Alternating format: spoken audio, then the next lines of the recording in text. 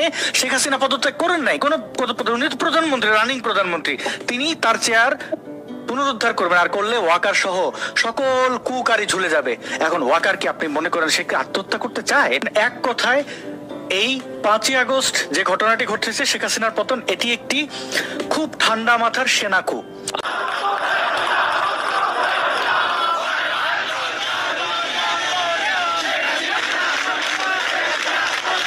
এরা যে পাগল ছাগল দিয়ে দেশ চালাচ্ছিলেন এটা তো তার প্রমাণ, তাই না? সারাদিন বসে বসে প্রশ্ন করতো তারা, প্রশ্ন না তেল নিয়ে আসতো না, তেলের সাগরে ডুবে থাকতেন না তারা?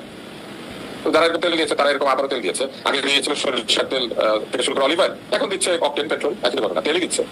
ডক্টর ইউনূসের বিদায় ঘন্টা। এবং আপনাকে কঠিন ভাষায় বলতে চাই, যদি আপনি এই দেশ চালাতে না পারেন, দেশ ছেড়ে চলে যান। এই দেশ বঙ্গবন্ধুর, এই দেশ আওয়ামী লীগের, এই দেশ জননেত্রী শেখ হাসিনার। এক বিন্দু রক্ত থাকা পর্যন্ত আমরা আওয়ামী লীগের নেতা কর্মী আপনাকে ছাড় দিব না। প্রত্যেকটি হত্যা, প্রত্যেকটি আইনের বিচার দিতে হবে আপনার। যদি না দেন, আপনার 32 নম্বর বাড়ি ভাঙার অপরাধে আপনার যমুনা আমরা ঘেরাও করবো। আপনার বাড়ি আমরা চিনি, আপনার ঠিকানা আমরা চিনি।